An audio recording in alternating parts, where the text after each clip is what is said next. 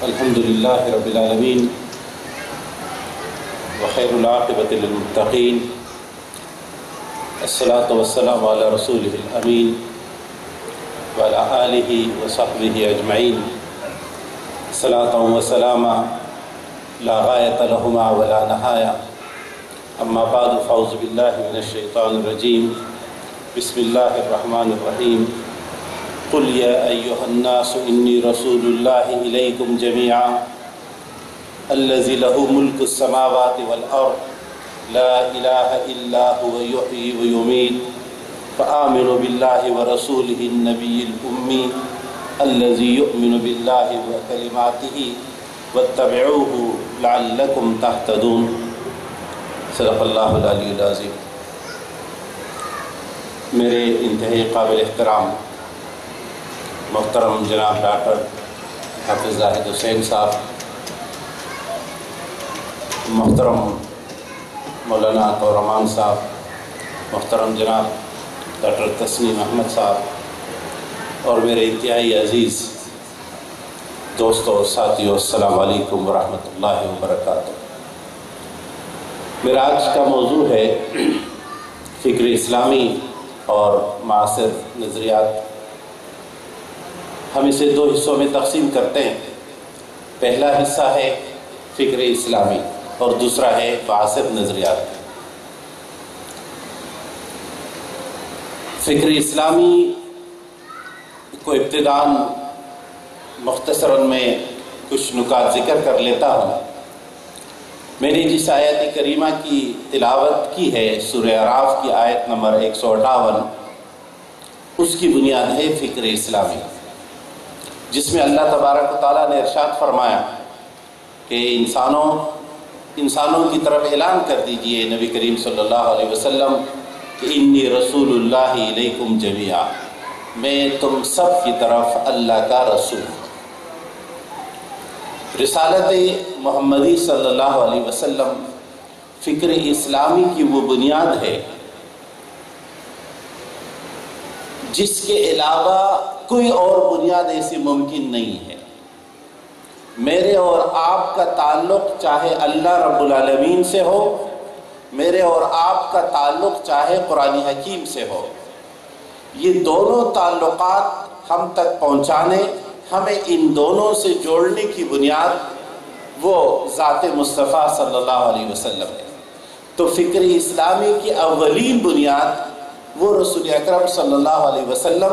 ان سے ہماری وابستگی۔ اور اگر ہم اسے دوسرا عنوان دیں تو فکر اسلامی وہ فکر ہے جو اپنا بنیاد وحی پر رکھتی ہے، وہ نظام، وہ تصور، وہ خیال جس کی بنیاد وحی الہی ہو۔ اور یہ وحی الہی جو مجھے اور آپ تک پہنچانے کا ذریعہ ہے، وہ اللہ تبارک و تعالیٰ نے میرے اور آپ کے گھر جبرائیل امین نہیں بھیجا تھا۔ جبرائیل امین تشریف لائے تھے محمد صلی اللہ علیہ وسلم کے۔ تو یہ مقام مصطفیٰ بھی ہے، اور ساتھ میں حضرت ابوبکر صدیق رضی اللہ تعالیٰ عنہ کا وہ قول جو آج کل ذرا مشہور بھی ہے کہ جب کسی نے ان سے بدزبانی کی تو صحابی نے کہا میں اسے سزا دوں، تو ابوبکر رضی اللہ تعالیٰ عنہ نے فرمایا یاد رکھو محمد کے بعد یہ کسی کا مقام نہیں ہے کہ اس سے بدزبانی کرنے والے کو قتل کر دیا جائے یا سزا دی جائے، یہ مقام صرف ان کا تھا۔ تو یہ مقام ہے جو فکر اسلامی کی بنیاد ہے ہمارے سامنے۔ اس فکر اسلامی کی جو شناختیں ہیں یا اس فکر اسلامی کی جو علامتیں ہیں، وہ پہلی علامت ہے آفاقیت کی، کہ فکر اسلامی کسی جغرافیائی حدود کے اندر مقید نہیں ہوگی، اس کا تصور، اس کے احساسات آفاقی ہوں گے۔ دوسری خوبی اس کی ہے لامحدودیت، کہ فکر اسلامی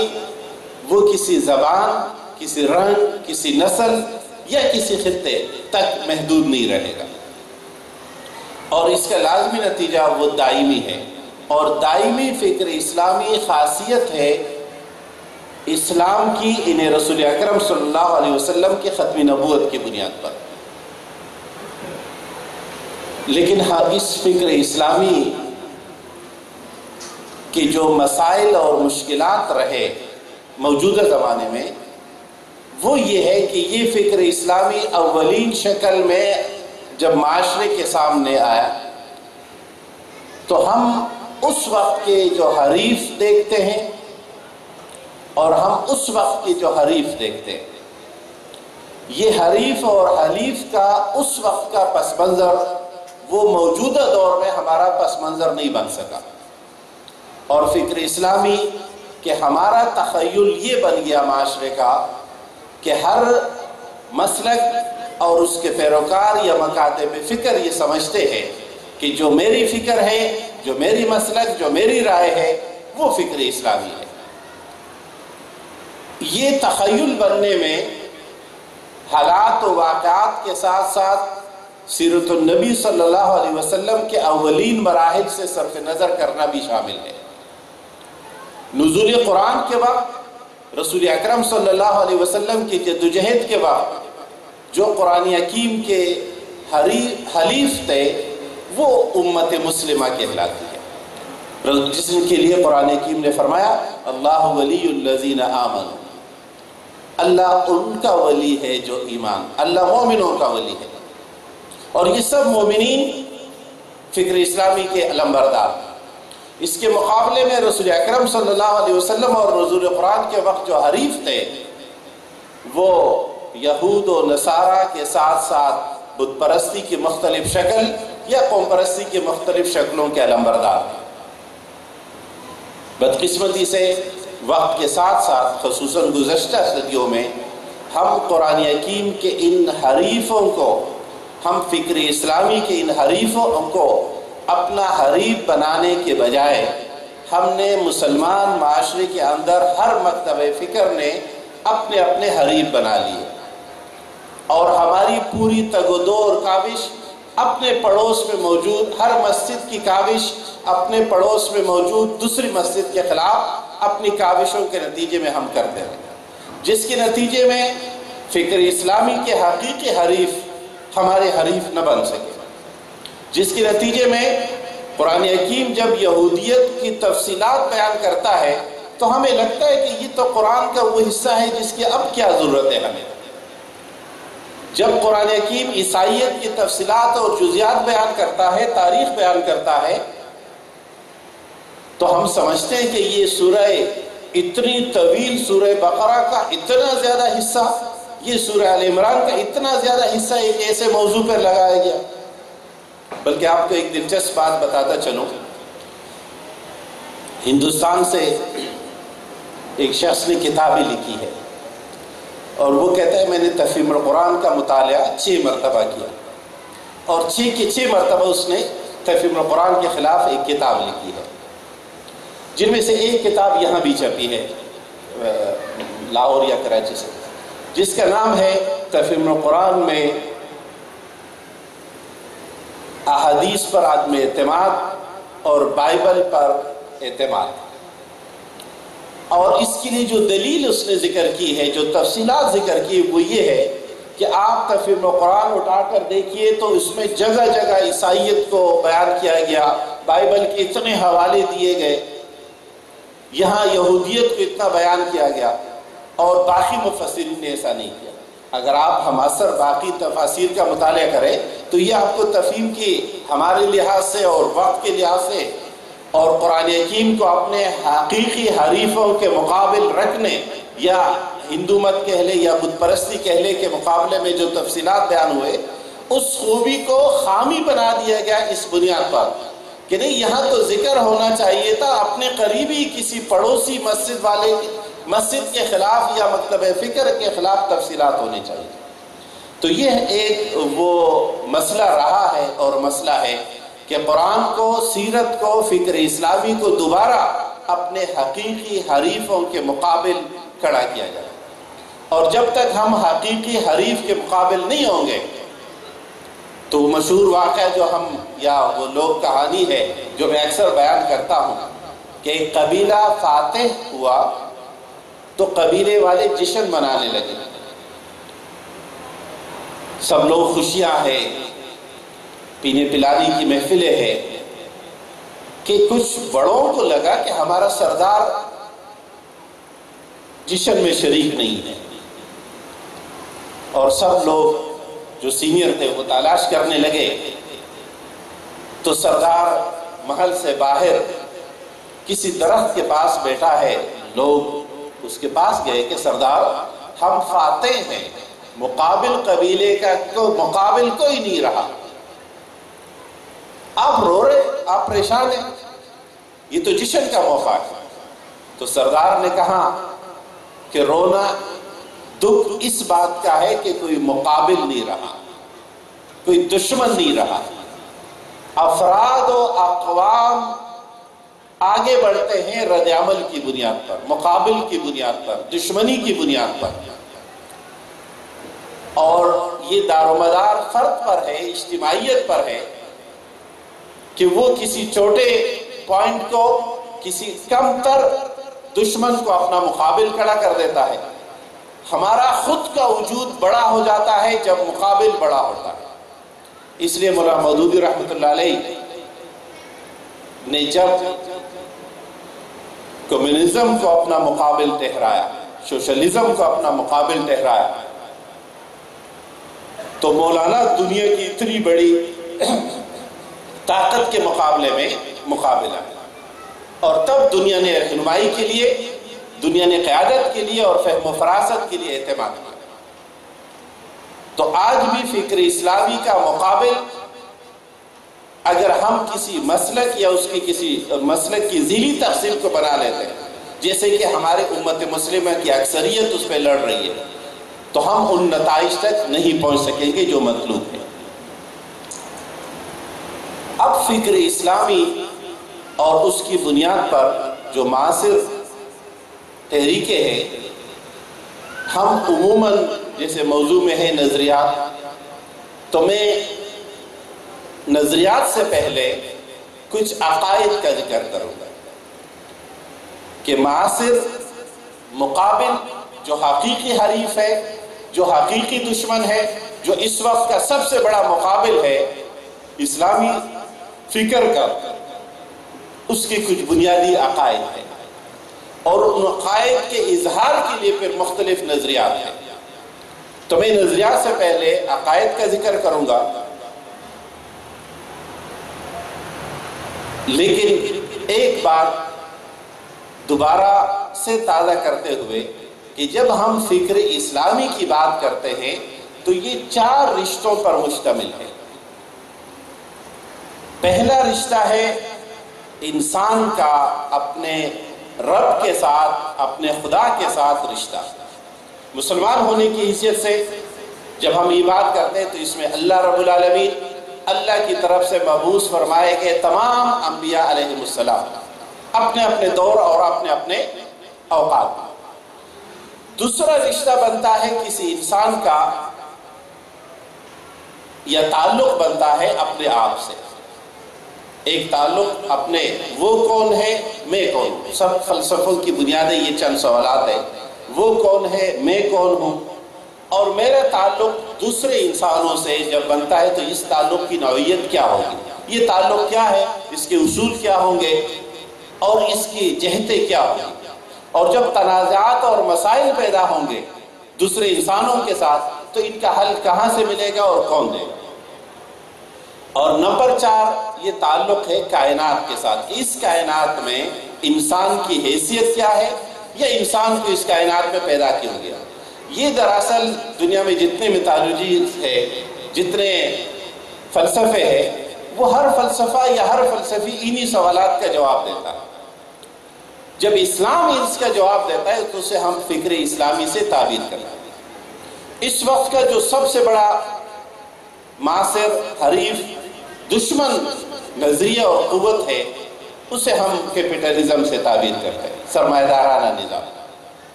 اس سرمایہ دارانہ نظام کے بنیادی عقائد 3 ہیں۔ اور پھر اس کی نظریات پہ بات کریں گے۔ کیپٹلزم بنیاد رکھتا ہے 3 بنیادی عقائد پر، اور اس بات کو اگر ہم اسلام کی طرف لے آئے تو ہم یہ جانتے ہیں کہ اسلام کے بھی بنیادی عقائد 3 ہیں، گویا یہ ایک مماثلت بھی ہے۔ کیپٹلزم کا بنیادی عقیدہ ہے سب سے پہلے نمبر پر نمبر 1 آزادی، فریڈم۔ دوسرا عقیدہ ہے کیپٹلزم کا مساوات۔ تیسرا عقیدہ ہے کیپٹلزم کا ترقی، پروگریس۔ اگر ہم ان کا تقابل کریں اور اسی ترتیب سے کریں تو پہلے ہم آئیے سمجھ لیتے ہیں کہ اسلام کے بنیادی عقائد کیا ہے۔ اور ہمارے لیے یہ بات بڑی حساسیت اور دکھ کی ہوگی کہ جب ہم معاشرے میں یہ بات پوچھتے ہیں کہ اسلام کے بنیادی عقائد کیا ہے، اسلام کیا ہے، تو ہمیں اس کی شناخت مختلف ہمارے فقہی آراء کی بنیاد پر ملتی ہے۔ یہ بڑی حیران کن بات ہے کہ کچھ لوگ سینے یا ناپ پر ہاتھ باندھنے کو بھی عقائد اسلام کا حصہ بنا دیتے ہیں، یا ہاتھ چھوڑ دینے کو۔ جب یہ اس طرح کی لا علمیت کسی معاشرے میں آتی ہے یا اس طرح کی جذباتیت آ جاتی ہے تو بنیادی باتیں ہم بھول جانا شروع کر دیتے ہیں۔ اسلام کے بنیادی عقائد، اور ہم جانتے ہیں عقائد نہیں بدلتے، آپ ناسخ و منسوخ کے بحث پڑھتے ہیں تو عقائد میں نسخ نہیں ہوتا۔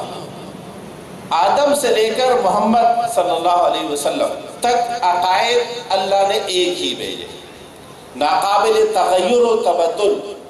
وہ عقائد ہوتے ہیں، اور عقائد میں تشابہات بھی نہیں ہوتے، عقائد محکمات ہوتے ہیں۔ اس لیے کہ متشابہات کو سمجھانا اور سمجھنے کے مقابلے میں محکمات واضح اور دو ٹوک۔ اس لیے جب ہم عیسائیت کی بات کرتے ہیں اور وہ کہتے ہیں کہ عقیدہ تثلیث متشابہات میں سے جس کو سمجھا اور سمجھایا نہیں جاتا، لیکن اس کے مقابلے میں میرے اور آپ کی ایڈوانٹیج یہ ہے کہ اسلام کا تصور توحید محکمات میں سے ہے، یہ متشابہات میں سے نہیں ہے جس کو سمجھا اور سمجھایا نہیں جا سکتا۔ تو اسلام کے بنیادی عقائد بھی 3 ہیں، اور سب سے پہلے نمبر پر توحید، رسالت اور آخرت، جسے ہمارے متقدمین نے اصول ثلاثہ کے نام سے بھی ذکر کیا ہے کہ ہمارے 3 بنیادی اصول ہیں۔ بقیہ تمام عقائد ان 3 کا نتیجہ ہے، یا ان 3 کے فروعات ہیں، یا ان 3 کو وضاحت سے بیان کرنے کے لیے ذکر کیے جاتے ہیں۔ اب جب ہم کیپٹلزم کے 3 عقائد کو دیکھتے ہیں کہ آزادی، مساوات اور ترقی، اور اسلام کے 3 عقائد کو دیکھتے ہیں توحید، رسالت اور آخرت، تو آئیے ذرا ان کو آپس میں ملا لیتے ہیں کہ حریف کیسے بنتے ہیں، مقابل کیسے ہوتا ہے۔ بنیادی عقیدے آزادی،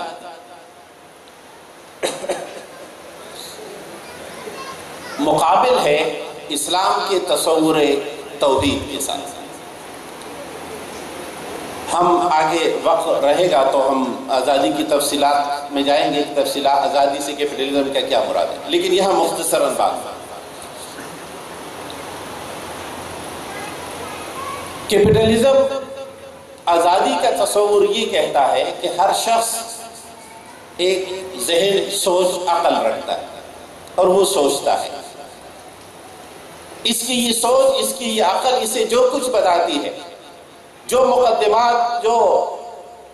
صغرا اور کبرا یہ بنا دیتی ہے،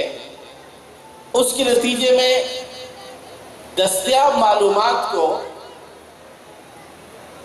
ملا کر جس نتیجے تک انسانی ذہن پہنچتا ہے یہی الحق ہے، یہی درست ہے، اور اسے آزادی ہے۔ یہ آزادی دراصل بنیاد ہے اللہ تبارک و تعالیٰ یا توحید سے آزادی کا۔ ہم اس بات کو توحید کے مقابل کر لیں۔ توحید جب ہم کہتے ہیں تو عموماً ہم کہتے ہیں اللہ کو ایک ماننا توحید ہے۔ عام طور پہ یہ جملہ کہا جاتا ہے، درست بھی ہے، لیکن میں اس میں تھوڑی تبدیلی کرتا ہوں کہ توحید نام ہے ایک اللہ کی ماننا۔ صرف اس کے ماننے کا نام توحید ہے، اس کے سوا کسی اور کی نہ ماننا، انکار، وہ لا کا مفہوم اور لا کا مطلب ہے۔ اور الا اللہ اس وقت تک معتبر ہی نہیں ہو سکتا جب تک پہلے لا اپنا وجود ثابت نہ کر دے، جب تک بقیہ کی نفی نہیں ہوگی۔ گویا ایک اللہ کی غلامی میں آنا، ایک اللہ کے آگے سر تسلیم خم کر دینا، ایک اللہ کے آگے اپنے آزاد مرضی سے دستبردار ہو جانا، یہ توحید ہے۔ اور آزادی یا کیپٹلزم کا تصور مقابل کا کہ اپنے آزاد اپنی مرضی کی اتباع کرنا۔ ہمارے ہاں کچھ عرصے پہلے ایک تصویر اسلام آباد کے ایک مظاہرے کی مشہور ہوئی تھی، اور وہ ایک بہترین علامت ہے کیپٹلزم کی کہ میرا جسم میری مرضی، ایک جملہ تھا شاید، میرا جسم میری مرضی۔ توحید نام ہے کہ یہ جسم بھی میرا نہیں ہے، اس لیے ہمارے سب فقہاء اس پر متفق ہیں کہ میں آپ چاہوں بھی تو اپنے انگلی نہیں کاٹ سکتے، خود دوسرا کاٹے گا وہ تو اور جرم بن جائے گا۔ میں آپ چاہے بھی تو اپنا ایک کان فالتو سمجھ کے نہیں کاٹ سکتے، اس لیے کہ میرا یہ جسم یہ میری پراپرٹی نہیں ہے، بلکہ یہ میرے پاس امانت ہے۔ تو ملکیت تامہ اور امانت،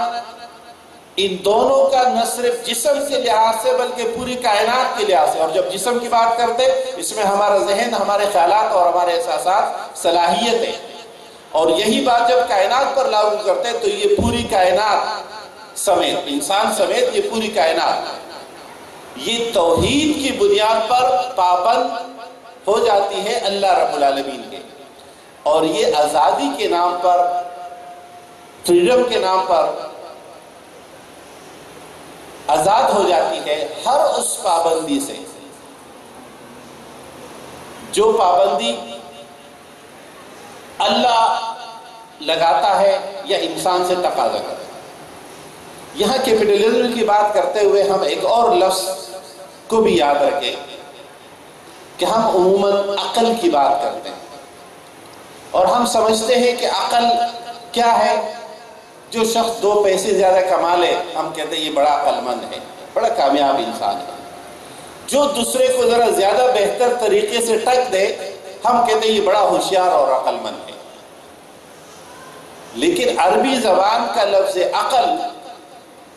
یہاں آزادی کے مفہوم کو واضح کرتا ہے۔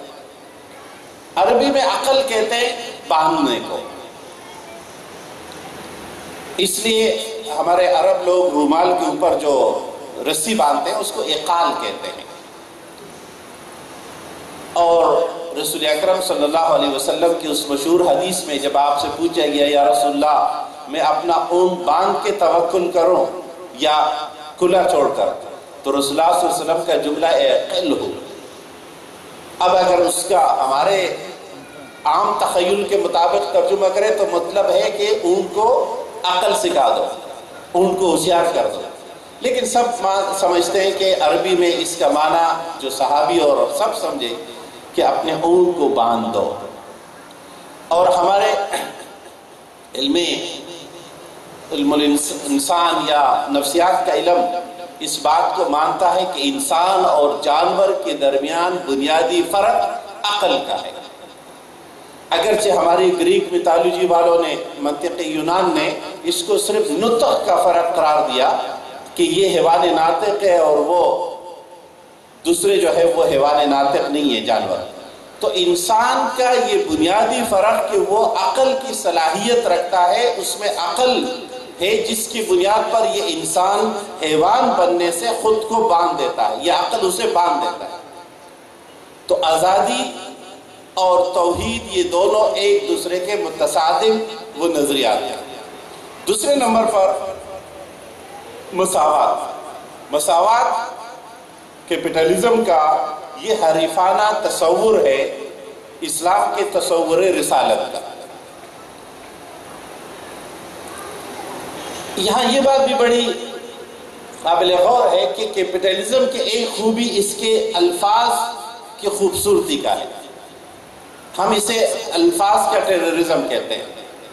لفظوں کی دہشت گردی۔ کیپٹلزم کی ایک خوبی یہ ہے، ایک تو گن کی دہشت گردی ہے، ایٹم بم کی دہشت گردی ہے، لیکن ایک ہے الفاظ کی دہشت گردی۔ لبرٹی، ایکولیٹی، فریڈم، کتنے خوبصورت، ڈیموکریسی، کتنے خوبصورت الفاظ ہیں،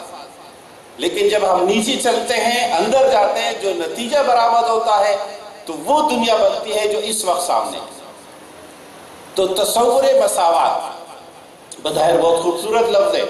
اور اس کا مطلب یہ ہے آسانی سے جو عام طور پر ہمارا میڈیا جو ڈگڈگی بجاتا ہے مساوات میں، ہماری ذرائع ابلاغ جو ہمیں بتاتے ہیں مساوات، یہ سب کو ایک جیسے جینے کا حق ہو، سب کو ایک جیسے کمانے کا حق ہو، سب کو ایک جیسے ترقی کا حق ہو، یہ وہ خوبصورت جملے ہیں جس میں اس لفظ کے حقیقی وحشت و درندگی کو چھپانا مقصود ہے۔ اور وہ یہ ہے کہ مساوات دراصل اس کا نام ہے کہ میں اور میرا باپ اور میرا بیٹا، میں آسان سی مثال دیتا ہوں، مقدس شخصیات کی ابھی بات نہیں کرتا، یہ برابر ہے۔ کس میں برابر ہے؟ اور میری بیٹی، یہ اس میں برابر ہے۔ مجھے کسی باپ کو یا کسی دادا کو یا کسی کو یہ حق ہونا کہ وہ یہ پوچھ سکے کہ میری بیٹی رات بھر کہاں رہی۔ کیپٹلزم کہتا ہے 18 سال کے بعد تم اور وہ برابر ہے، تمہیں یہ حق نہیں ہے۔ اور اس طرح بیٹی والدہ کے یا بیٹا باپ کے تمام دائروں میں اس بات کو نظریات اور عقائد میں لے آئے تو نتیجہ یہ کہ میں اور کوئی بھی اور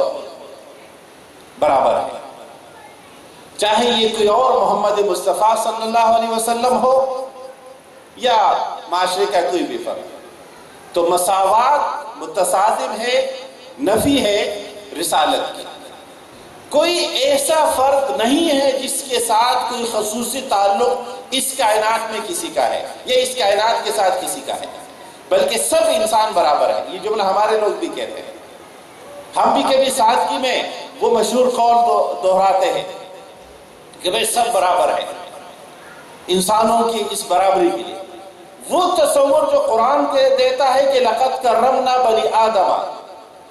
بنو نوع انسانیت کی تکریم، یہ اسلام کا بنیادی اصول ہے، لیکن مساوات سب برابر نہیں ہے،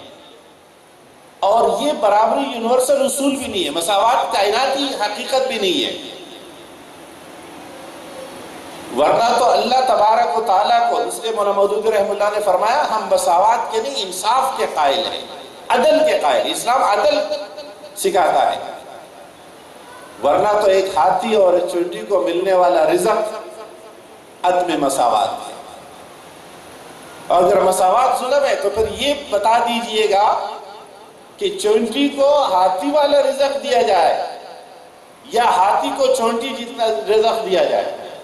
تو زیادہ مساوات کس میں ہوگا، یا ظلم کی زیادہ کیفیت کس میں ہوگی؟ یا تو ہاتھی کے ساتھ زیادہ ظلم ہوگا یا بیچاری چونٹی کے ساتھ۔ تو کائناتی اصول بھی مساوات کا نہیں، بلکہ جس کو جتنی چاہیے اللہ رب العالمین نے بے حیثیت رضا وہی اسے عطا کیا، اور یہی اس کے صفت رضاقیت کا تقاضا بھی ہے اور مظہر بھی ہے۔ مساوات کو ایک اور درجے میں لے لیتے ہیں۔ اسلام بیٹا 7 سال کی عمر میں نماز نہیں پڑھتا، باپ اسے سزا دے سکتا ہے تعزیرن۔ کیپٹلزم کہتا ہے یہ ظلم ہے۔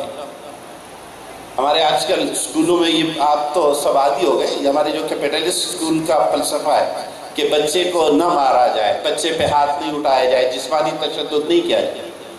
حیرت کی بات ہے جب سے دنیا نے اس اصول کو اپنایا، اب تو ہم نے بھی اپنا لیا، اسی وقت سے اس معاشرے میں سینئر سٹیزن ہوم زیادہ ہو گئے، اولڈ ہاؤسز زیادہ ہو گئے، بوڑھے باپوں کی رکھنے کی جگہ زیادہ ہو گئی۔ رسالت کے اس تصور کے مقابل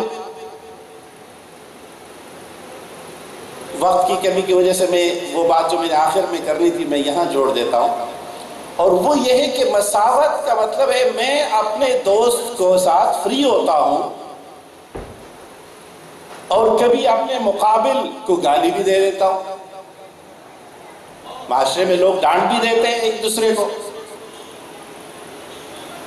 تو میں یا کوئی بھی اس معاشرے کا فرد وہ اشتعال میں آ کر، غصے میں آ کر، دشمنی میں آ کر، مخالفت میں آ کر، اور اس نے محمد مصطفیٰ صلی اللہ علیہ وسلم کو بھی گالی دے دی، نعوذ باللہ، تو ہم پریشان ہو جاتے ہیں کہ بھائی یہ تو توہین رسالت ہو گئی۔ دنیا کہتی ہے بھائی، بلکہ یہ جو رنگیلا رسول والا مقدمہ تھا 1927 میں، اس میں اس وقت کا جو جج تھا دلیپ سنگھ نام یا ایک سکھ تھا، اس نے جو پوائنٹ ایک لکھا تھا وہ یہ تھا کہ اس کی توہین سے یا کسی ایک فرد کے محبوب کی توہین سے سب کی توہین کیسے لازم آتی ہے، اور اسے پھر عنوان دیا گیا جو کیپٹلزم کی آزادی کے تصور کو برقرار رکھنے کا تین ہیومن رائٹس جسے ہم کہتے ہیں کہ تین حقوق ہے، ان میں سے ایک حق ہے آزادی اظہار کا حق، جسے کیپٹل یا لبرل ریاست اپنے اداروں کے ذریعے نافذ کرتا ہے۔ یہ آزادی اظہار کے نام پر کسی بھی شخص کو کچھ کہہ دینا، اور جب ہمارے معاشرے میں بات آ گئی تو یہاں موضوع یہ شروع ہو گیا کہ جی احناف کے ہاں تو یہ سزا نہیں ہے، یہ سزا ہے۔ احناف تو حد میں اس کی گواہی قبول کرتے ہیں اور اس کی گواہی قبول نہیں کرتے۔ مجھے حیرت ہوتی ہے، اسی موقع پر 1927 میں مولانا مودودی رحمۃ اللہ علیہ نے اسی پر لکھا ہے، اور اب جو اس وقت کے الجمیت کے مولانا ایڈیٹر تھے، تو اس وقت کے جو اداری ہے وہ دوبارہ اب دو کتابی شکلوں میں آئے، ایک صدائے رستاخیز کی شکل میں اور ایک آفتاب تازہ کے نام سے ایک کتاب ہے۔ آفتاب تازہ میں اس پہ 10 مضامین ہیں مولانا کی اس وقت، تو مولانا ایک مضمون میں اپنے تمام دلائل کے ذکر کرنے کے بعد کہتے ہیں کہ پس ثابت ہوا کہ تمام حنفی، شافعی، مالکی اور حنابلہ کے ہاں اس جرم کی سزا سزائے موت کے سوا کچھ نہیں ہے۔ اب یہ اجماع مولانا مودودی نے 1927 میں ذکر کیا ہے، اور نہ صرف مولانا نے، اسی وقت میں مولانا عبدالمجید دریابادی نے بھی اس پہ لکھا تھا اور یہی نتیجہ اخذ کیا۔ تو اس بات کو بھول کر ہمارا میڈیا ہمیں جو شکل بتا رہا ہے وہ یہ ہے کہ مولانا مودودی نے الجہاد فی الاسلام میں لکھا ہے کہ اگر کوئی شخص، کوئی ذمی توہین رسالت کر لے تو بھی اس کا ذمہ ساقط نہیں ہوگا۔ آپ نے بھی آج کل یہ موضوع بڑا چل رہا ہے کہ اس کا ذمہ ساقط نہیں ہو، اور اس کا مطلب ہے ہمارے ایک بہت موقر اور معزز علمی رسالہ ہے، انہوں نے بھی یہاں ڈنڈی مارتے ہوئے لکھا کہ یعنی سزائے موت نہیں ہوگی، حالانکہ مولانا کا جملہ یہ نہیں ہے۔ جو مولانا نے بات لکھی ہے وہ ہمارے تمام کتب فقہ نے لکھی ہے اور متون نے لکھی ہے، وقائع نے بھی لکھی ہے اور قدوری نے بھی لکھا ہے کہ مثال ہے یہ کہ 4 جرائم ہے جس کے کرنے پر کوئی شخص توہین رسالت، کسی شخص کا ذمہ ساقط نہیں ہوگا، اور یہ 4 جرائم کیا ہے؟ اگر کوئی ذمی جزیہ دینے سے انکار کر، پہلے تو مسئلہ یہ کہ یہاں ذمی کون ہے پاکستان میں؟ لگتا تو ہم ذمی ہیں، اس لیے کہ ہم زیادہ ٹیکسز دیتے ہیں، اس لیے کہ ہم 1 ووٹ دیتے ہیں، وہ 2 ووٹ دیتے ہیں، تو یہاں تو ہمارے ساتھ ڈبل سٹینڈر ہے۔ تو ہم قدوری اور وقائع والے نے لکھا ہے کہ اگر کوئی ذمی جزیہ دینے سے انکار کرے، نمبر 1، نمبر 2 وہ کسی مسلمان کو قتل کرے، نمبر 3 وہ کسی مسلم آزاد حر خاتون کا ریپ کرے، اور نمبر 4 وہ توہین رسالت کرے، تو ذمہ ساقط نہیں ہوگا۔ اب یہ جملہ، اس کا مطلب کبھی بھی کوئی بھی یہ لے سکتا ہے کہ ایک غیر مسلم اگر مسلمان کا قتل کر لے، یا ایک غیر مسلم جو ذمہ ہے وہ کسی مسلمان خاتون کا ریپ کرے تو اس پہ سزا لاگو نہیں ہوگی۔ تو دو الگ الگ چیزوں کو، کیپٹلزم کی خوبی یہ ہے، جی جاک ایک بڑا اچھا جملہ کہتا ہے کہ کیپٹلزم کا کمال یہ ہے کہ یہ ہمیشہ دوسرا سوال اٹھاتا ہے اور اس کا جواب تلاش کرتا ہے، پہلا سوال کبھی نہیں اٹھائے گا۔ تو یہاں بھی یہ ہے کہ یہ سوال کسی نے نہیں اٹھایا کہ بھائی اس جملے، اس بات کا مطلب یہ کہ ذمہ ساخت نہیں ہوگا، یعنی اس کی سٹیزنشپ، اس کی شہریت منسوخ نہیں ہوگی، وہ ریاست کا باغی ڈکلیئر کر کے اسے قتل نہیں کیا جائے گا، بلکہ اس نے ریاست کی حدود کے اندر وہ جو بھی جرم کرے گا، ریاست کا جو قانون ہوگا وہ اس پہ اپلائی ہوگا۔ وہ ریپ کرے گا تو ریپ کی سزا ملے گی، وہ قتل کرے گا جو قتل کی سزا ملے گی، وہ توہین رسالت کرے گا تو توہین رسالت کی سزا ہوگی۔ اور آخری میں اس موضوع کو یہی رہنے دیتے، کیپٹلزم کی تیسرا عقیدہ ہم نے ذکر کیا تھا ترقی، اور ترقی کا مقابل ہے اسلامی عقیدہ آخرت۔ آخرت کا وجود، زندہ تصور آخرت، وہ آخرت کا عقیدہ۔ ہمارے کچھ عقائد کو ہم نے صرف علم کلام بنا دیا۔ اقبال نے کہا تھا زندہ قوت تھی جہاں میں یہی توحید کبھی، آج کیا ہے فقط ایک مسئلہ علم کلام۔ علم کلام کا ایک نقطہ بن گیا ہمارا تصور آخرت اور ہم ٹیکنیکلی طور پر، اور اس عقید آخرت کے مثبت اثرات، زندہ عقید آخرت، وہ مقابل ہے تصور ترقی کے۔ لیکن اس کا مطلب یہ نہیں کہ زیادہ پڑھنا، زیادہ کمانا، زیادہ حاصل کرنا، یہ ترقی، اس ترقی کی بات نہیں ہو رہی ہے، بلکہ اس ترقی کی بات ہو رہی ہے جو حرص اور ہوس ہے۔ ہم اس نتیجے تک پہنچتے ہیں کہ یہ جو تین تصور ہے، آزادی، مساوات اور ترقی، جو مزدور بھی اس کے لیے یہ احساسات اور یہ عقائد رکھے گا تو وہ اگر مفلوق الحال بھی ہے تو تب بھی وہ سرمایہ دار ہے، تب بھی وہ کیپٹلسٹ ہے۔ اور اگر یہ احساسات یا یہ عقائد نہیں ہے تو چاہے وہ عثمان ابن عفان رضی اللہ تعالیٰ عنہ سے لے کر آج تک کے ہمارے تمام متمول، صاحب خیر یا صاحب استطاعت مسلمان میں سے کوئی بھی ہے تو وہ کیپٹلسٹ نہیں ہے۔ تو بات دنیا کے ہونے اور نہ ہونے کی نہیں ہے، بات اس کی نہیں ہے کہ کون کتنے گز کے مکان میں رہتا ہے، بلکہ ترقی کا تعلق یہ کہ کس شخص کے ذہنی اور عملی احساسات کیا ہے، وہ زندگی میں مقصد کس کو بنا رہا ہے۔ تو فکر اسلامی اور معاصر نظریات میں بنیادی فرق وہ اس احساسات کا ہے۔ عقائد کے بعد جو کیپٹلزم کے عملی اظہار کے نظریات ہیں، اس کی بڑی شکلیں وہ ہے جن میں سے ایک پہ تو پروفیسر صاحب نے مجھ سے پہلے بڑی اچھی گفتگو کر لی۔ اس کی ایک شکل کیپٹلسٹ نظریات کی وہ ہے قوم پرستی، نیشنلزم۔ اور پہلی نیشنل ریاست وہ تاج برطانیہ کی تھی جو پوپ سے آزادی کی بنیاد پر، ویٹیکن سٹی سے آزاد ہونے کی بنیاد پر پہلی ریاست ہوئی، اور اس کے بعد کہ یہ قومی تمام ریاستیں جو کہلائی جاتی ہیں۔ دوسرا نظریہ وہ سیکولرزم اور تیسرا لبرلزم کا ہے۔ لیکن آج کی میری گفتگو یہیں تک محدود رہے گی کہ میں اس پہ کچھ کہہ نہیں پا سکوں گا وقت کی کمی کی وجہ سے، کہ ہم فکر اسلامی اور اس کے معاصر نظریات کے جو عقائد ہے اس پہ ہم نے آج بات کر لی، اور انشاءاللہ پھر کبھی موقع ملے گا تو یہ جو اس کے ان عقائد کی بنیاد پر جو نظریات وجود میں آتے ہیں، لیکن میں اس کے نام ایک مرتبہ پھر اس لیے دہرانا چاہوں گا کہ یہ بات ذہنوں میں رہے کہ عقائد یہ ہے، اس بنیاد پر جو نظریات ہیں وہ ہے سوشلزم، وہ ہے سیکولرزم،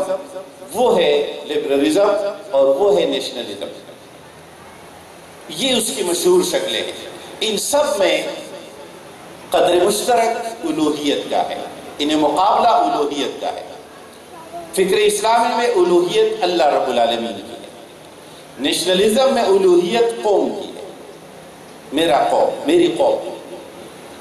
اور ہندوستان میں تو اس کا تجربہ بڑا دلچسپ ہوا جب مسلم لیگ نے یہ کہنا شروع کیا کہ مسلمانوں کو مسلمان طوائف کے پاس جانا چاہیے۔ یہ مسلم نیشنلزم کی سب سے بڑی علامت ہے کہ ہمارے مسلمان ہونے کا تقاضا یہ ہے کہ ہم یہ فائدہ بھی اپنے مسلمان خاتون کو پہنچائیں۔ دوسرے نمبر پر سیکولرزم اور لبرلزم میں الوہیت کا مقام خود انسان کے پاس ہے۔ لا الہ الا الانسان، یہ وہ کلمہ ہے جس کی بنیاد پر ان نظریات کی بنیاد استوار ہے۔ سوشلزم میں بھی فرق یہ آ جاتا ہے کہ وہ اس الوہیت کا مقام ایک طبقہ سوشلسٹ کو دیتا ہے کہ وہ طبقہ جو اس کے لیے عمل ہو، اور چونکہ سوشلزم ہمیشہ طبقاتی تصادم سے جنم لیتا ہے، اس لیے اس دنیا میں کبھی بھی کمیونسٹ انقلاب وہ تصادم کے بغیر کبھی وجود میں نہیں آیا، ہمیشہ تصادم۔ اور ہم یہ فرق بھی اسلامی فکر کے مقابلے میں ان نظریات میں کرتے ہیں کہ جب فرد معاشرے کو لوٹتا ہے تو